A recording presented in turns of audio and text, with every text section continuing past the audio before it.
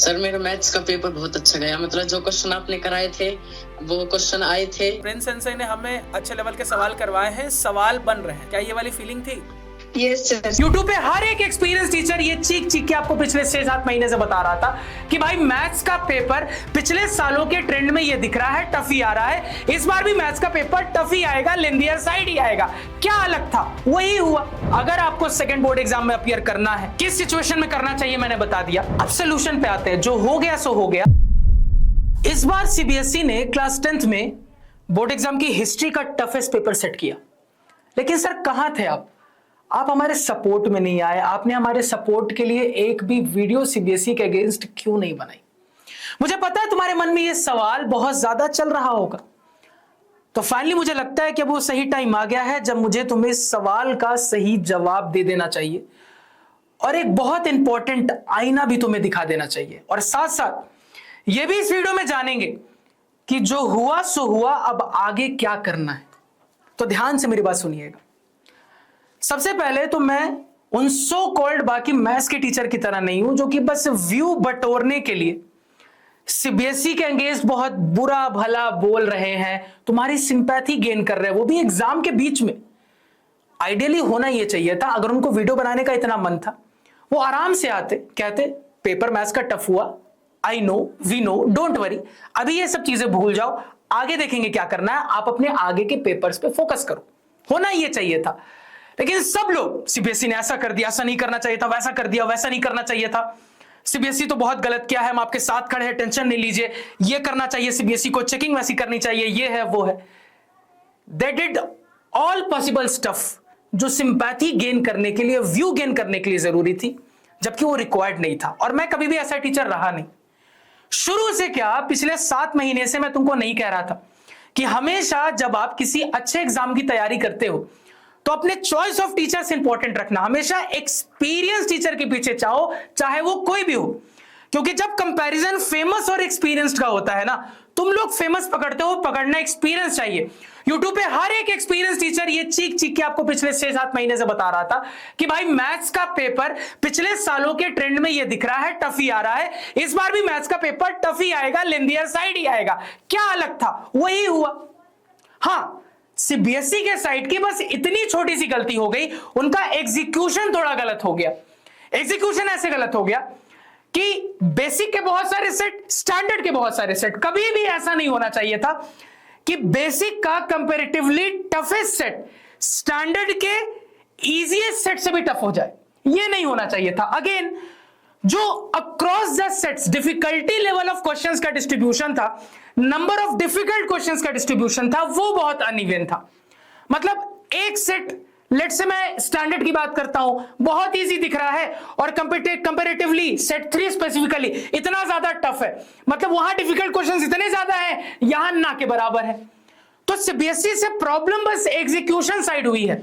बाकी एक बात मैं जरूर कहना चाहूंगा सीबीएसई को तारीफ करने के लिए कि आपका इंटेंशन बहुत सही था। पता है, सीबीएसई का इंटेंशन खराब नहीं था, बहुत प्योर था।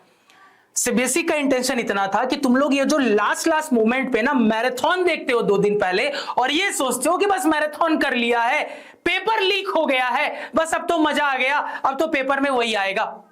रट्टाफिकेशन की तरफ जो तुम जाते हो, इससे तुमको सीबीएसई बचाना चाहता था। वो तुमको बताना चाहता था कि यार देखो, ये जो कुछ प्राइम सब्जेक्ट्स होते हैं जैसे मैथ्स हो गया, साइंस हो गया, इनको पूरे साल पढ़ने की आदत डालो, रट के मत पढ़ो, कंसेप्ट्स के बाद पढ़ो, समझ के पढ़ो। और पिछले साल के कुछ पैटर्न से ये चीज सीबीएसई आपको दिखा भी रहा था। क्यों नहीं आपने उस पैटर्न को पकड़ा? क्यों आपने ऐसे टीचर को नहीं पकड़ा जिसने ये पैटर्न के बारे में आपको बताया? अब सोल्यूशन पे आते हैं। जो हो गया सो हो गया, अब इसका सोल्यूशन क्या है? तो हमारे अपने चैनल पे जब इंग्लिश का पेपर चल रहा था तो ये पोल मैंने डलवाया था, ये जानने के लिए कि चैनल पे जितने भी बच्चे हमसे पढ़े हैं उनका क्या रिस्पांस रहा मैथ्स के पेपर में। तो मैं थोड़ा सा कहीं ना कहीं इस रिस्पांस से सेटिस्फाइड था कि भैया 42% बच्चे बोल रहे हैं कि सर हमने मचा दिया मैथ्स के पेपर में, मजा आ गया, फोड़ के रख दिया सर, आपने जो तैयारी करवाई थी, आपने जो अच्छे लेवल के क्वेश्चन प्रैक्टिस कराए थे, उसका फायदा हमें दिखा। लेकिन यहां पे कहीं ना कहीं लगभग 58% बच्चे ऐसे भी थे जिन्होंने ये कहा कि सर हमने मैथ्स में बहुत अच्छा तो नहीं किया, बस इतना किया है कि ठीक ठाक तरीके से पास हो जाएंगे। तो मैं दोनों कैटेगरी के स्टूडेंट्स के लिए बात करूंगा किसको क्या करना चाहिए। तो अब आगे की वीडियो बहुत ध्यान से सुनना। सबसे पहले फर्स्ट कैटेगरी की बात करते हैं, जिन्होंने मचा दिया, जिनका मैथ्स का पेपर अच्छा हुआ, जिनको यह लगता है कि उनके मैथ्स में 85 या 85 से ज्यादा आ रहा है आउट ऑफ 100, क्योंकि हर एक स्टूडेंट घर आके पेपर कैलकुलेट कर लेता है, उसको आइडिया रहता है, वो गिन लेता है कि लगभग इतने मार्क्स थ्योरी में आएंगे और आते भी उतने ही हैं, और आपके जो इंटरनल्स हुए थे मैथ्स में उसमें लगभग कितने मार्क्स मुझे टीचर देगा, इसका भी कहीं ना कहीं आपको आइडिया होता है। तो आपको एक बहुत अच्छे से रफ आइडिया होगा कि मैथ्स में आपके 85 मार्क्स आउट ऑफ 100 या उससे ज्यादा बन रहे कि नहीं। अगर ऐसा है, आपके मैथ्स में 85 या 85 से ज्यादा बन रहा है आउट ऑफ 100, आपको ऐसा एक्सपेक्टेड है, तो आपको बस ये 3 चीजें करनी है। क्या क्या भैया? आपका ध्यान इस बात पे जाना चाहिए कि यार मेरा स्ट्रीम सिलेक्शन क्या होना चाहिए। आपका ध्यान इस बात पे जाना चाहिए कि यार मैं स्कूलिंग करूं प्रॉपर या मैं डमी स्कूल में एडमिशन ले लूं। आपका बात इस ध्यान पे जाना चाहिए कि यार 11th की जर्नी मेरी स्मूथ रहे, इसके लिए हमारा ब्रिज कोर्स हमारे टीचर्स अच्छे से डिजाइन करके लाए।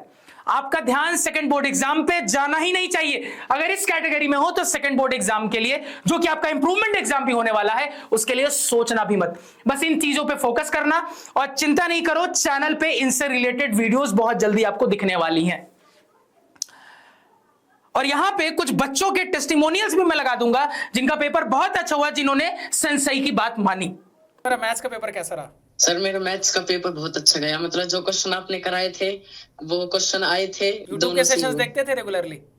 हाँ सर, डेली आते थे। कितने मार्क्स एक्सपेक्ट कर रहे हो? क्या लग रहा है मैथ्स में कितने आ जाएंगे लगभग एक एस्टीमेट? जहां तक 80 में से 75 प्लस तो मतलब मैं 100 में इसको 90 प्लस मान के चल सकता हूँ, है ना? हाँ सर। हमने सेशंस में टफ लेवल के सवाल किए भी, तो क्या आपको उससे फायदा मिला? क्या आपको ऐसा लग रहा था कि नहीं ठीक है, प्रिंस सेंसेई ने हमें अच्छे लेवल के सवाल करवाए हैं, सवाल बन रहे हैं? क्या ये वाली फीलिंग थी?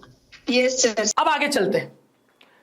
अगर मान लो आपको मैथ्स में ऐसा लग रहा है कि आउट ऑफ 100 आप 80 से कम स्कोर कर रहे हो, या फिर आप कंफ्यूजन मोड में भी हो कि मुझे सेकंड बुक एग्जाम मैथ्स में देना चाहिए या नहीं देना चाहिए, कंफ्यूजन मोड में रहो, या फिर आपको लग रहा है मैथ्स में आउट ऑफ 100 80 से कम आ रहे हैं, इन दोनों ही केस में क्लियर बता रहा हूं, स्ट्रेट फॉरवर्ड बता रहा हूं, सेकंड बोर्ड एग्जाम के लिए जरूर अप्लाई करना, जरूर करना है, एकदम ये चीज भूलनी नहीं है। और जैसे ही आपने ये सोच लिया, ये डिसाइड कर लिया, अब ये डेट्स कुछ जो मैंने लिखे हैं ये आपके लिए बहुत इंपॉर्टेंट होने वाले हैं कि भैया आपके बोर्ड एग्जाम 1 जो हुआ था अभी, इसका रिजल्ट लगभग 20 अप्रैल के आसपास आ जाएगा। ये सीबीएसई ने अपने ऑफिशियल वेबसाइट पे जो डॉक्यूमेंटेशन दिया उसमें बताया था क्लियरली। और भैया सीबीएसई ने यह भी बता दिया है कि जो सेकंड बोर्ड एग्जाम होने वाला है, वहां पे मैथ्स का पेपर 15 मई के आसपास होने वाला है, और जो डेट्स आनी है ये भी लगभग यही सेम रहने वाली है, टेंटेटिव डेट ही एक्चुअल डेट होने वाली है। यानी ये डेट्स आपके लिए बड़े इंपॉर्टेंट है। इससे आपको एक आइडिया लग रहा है कि लगभग मेरे पास अभी इस वीडियो के देखने से लेकर सेकंड बोर्ड एग्जाम में मैथ्स के पेपर तक के लिए लगभग 2 महीने हैं। तो अब 2 महीने में जो हमारा मोमेंटम छूट गया, क्योंकि पेपर खत्म हो गया, एक तो आपने मैथ्स पढ़ के छोड़ा, अब आप बाकी सब्जेक्ट में जुड़ गए, तो मैथ्स का मोमेंटम तो ऐसे ही ब्रेक हो गया। उसके अलावा अब आप मस्ती में लग गए, तो आपका जो पढ़ाई का मोमेंटम अभी टूटा हुआ है, आपको इन 2 महीने में सबसे पहले जल्दी से जल्दी यह मोमेंटम बनाना पड़ेगा, क्योंकि उसके बाद अब तुम लोगों के लिए, यानी ये बच्चे चाहे वो हमारे चैनल से पढ़े थे या नहीं पढ़े थे, इन एनी केस अगर आपको सेकंड बोर्ड एग्जाम में अपीयर करना है, किस सिचुएशन में करना चाहिए मैंने बता दिया। तो भैया जी आपकी तैयारी के लिए हम यूट्यूब पे कुछ तगड़े सेशन लाने वाले हैं, कुछ तगड़ी सीरीज लाने वाले हैं भैया जी, वो बहुत जल्दी दिखेगा, लेकिन तब तक मोमेंटम बनाना है। वो मोमेंटम आप मेरी पुरानी मैथ्स की वीडियो से बनाओगे। अब देखो यहां पे मेरी हर वीडियो आपको नहीं देखनी है, कौन कौन सी वीडियो देखनी है ध्यान से सुनना। ये जो मेरी फटाफट रिवीजन वाली वीडियो थी 2.25 घंटे की, जहां पे पूरा सिलेबस मैंने 2.25 घंटे में तेजी से रिवाइज करवा दिया था, वो वीडियो तुमको देखनी है। उसके अलावा अगर तुमको लगता है कि ओवरऑल थोड़ा अच्छे से रिवाइज कर लेते हैं, तो जो पार्ट 1 और पार्ट 2 में तुम लोग को सिटी के फॉर्म में पूरा मैंने सिलेबस करवाया था, ये वाली वीडियो दोनों पार्ट की जरूर देखनी है। इसके अलावा जो भी मैंने स्टैंड अलोन सेशंस करवाए थे तुमसे कि भैया एनसीईआरटी के most important questions, NCERT exemplar के most important questions, assertion reason special session, ये वाले सेशंस आपको अगेन स्पीड बढ़ा के 1.5x स्पीड पे, या फिर कह लो वीडियो की स्पीड 1.25x कर लेना और देखना, और साथ साथ कॉपी पेन के साथ प्रैक्टिस करना, क्योंकि ये जो तुम करोगे इससे तुम्हारा मोमेंटम बनेगा। और अगेन फिर अब तुमको सैंपल पेपर आगे करने पड़ेंगे। तो ये जो सैंपल पेपर वाली वीडियोस है ये भी साथ साथ देख लेना ताकि साथ साथ प्रैक्टिस कर पाओ, क्योंकि वापस से अब चूंकि तुम सेकंड बोर्ड एग्जाम देने वाले हो तुमको उसी मोड में उसी मोमेंटम में आना पड़ेगा।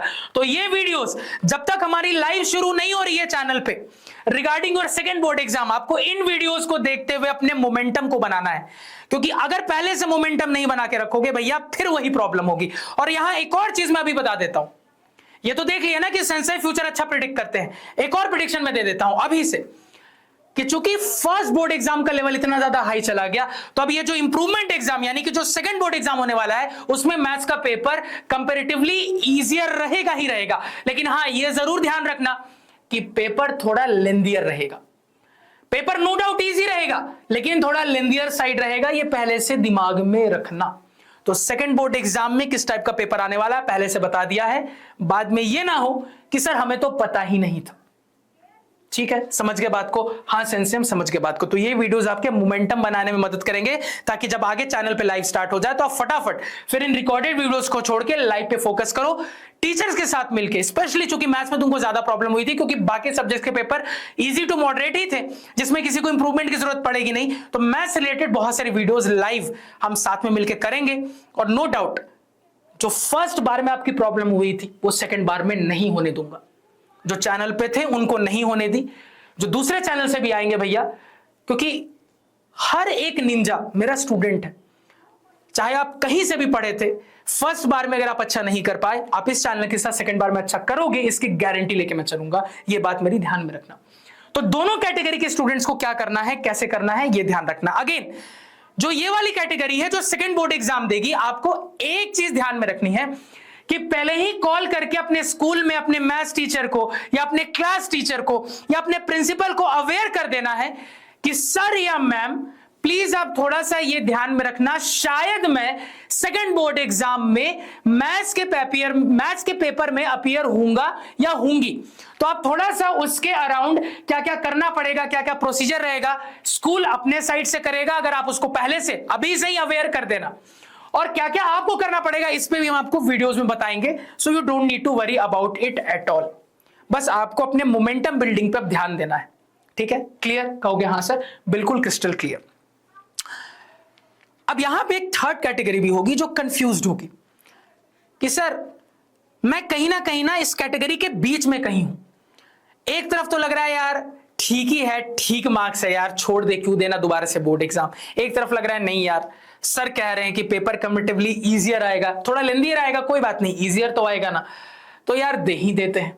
तो जो कंफ्यूज्ड वाली कैटेगरी है उनके लिए बस इतना कहना चाहूंगा कि मोमेंटम हल्का हल्का तुम भी बना के रखो, लेकिन ये जो डेट है ना 20 अप्रैल के आसपास की, जब आपका रिजल्ट अनाउंस होगा, ये आपके लिए काफी इंपॉर्टेंट है, क्योंकि यहां पे आप फाइनली कहीं ना कहीं डिसाइड करोगे कि अब मुझे सेकंड बोर्ड एग्जाम की तरफ जाना है या नहीं जाना है। तो मोमेंटम बनाने पे मेरे रिकॉर्डेड वीडियोस पे आपको भी फोकस रखना है, ये चीज ध्यान रखनी है। अगेन वही सारी चीजें होनी है, तो अगेन फटाफट मोमेंटम बनाओ। जैसे ही मोमेंटम, लगभग 10 दिन तुमको लगेंगे मोमेंटम बनाने में, मोमेंटम 10 दिन में बन जाए, सैंपल पेपर की प्रैक्टिस स्टार्ट कर देना, क्योंकि इसी के अराउंड हमारे लाइव सेशंस भी स्टार्ट हो जाएंगे। क्योंकि एक बार मैंने तुम लोगों के लिए लाइव प्रैक्टिस स्टार्ट करवा दी ना, उसके बाद ये रिकॉर्डेड वीडियोस देखने का आपको टाइम नहीं मिलेगा, तो ये ध्यान रखना है।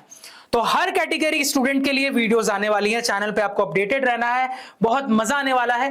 बस आपको बातें सुननी है, और बार बार अगेन कहूंगा, फिर से लास्ट में हाथ जोड़ के कहूंगा कि भैया एक बार जो गलती हो जाती है ना वो दोबारा मत करना। Whenever there is a choice between very famous teacher and a very experience teacher, always select very experience teacher, this is very important.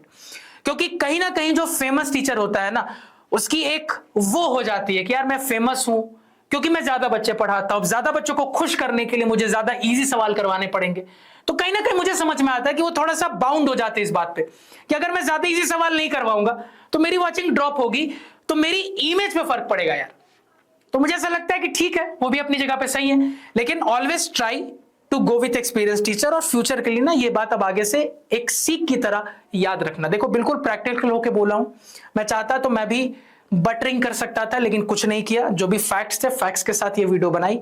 I hope आपको चीजें समझ में आई होगी, और अब चैनल पे बने रहना, infinity fitness foundation 9th and 10th। और जो भी अपने जूनियर्स हैं उनको बता देना कि हमारा 9th का चैनल भी खुल गया है, इन्फिनिटी फाउंडेशन क्लास 9th, उस पर भी आ जाए। क्योंकि वहां पे भी अब हम धांसू तरीके से पढ़ाई करने वाले हैं। चलिए मिलते हैं अगले वीडियो में, तब तक के लिए बाय बाय।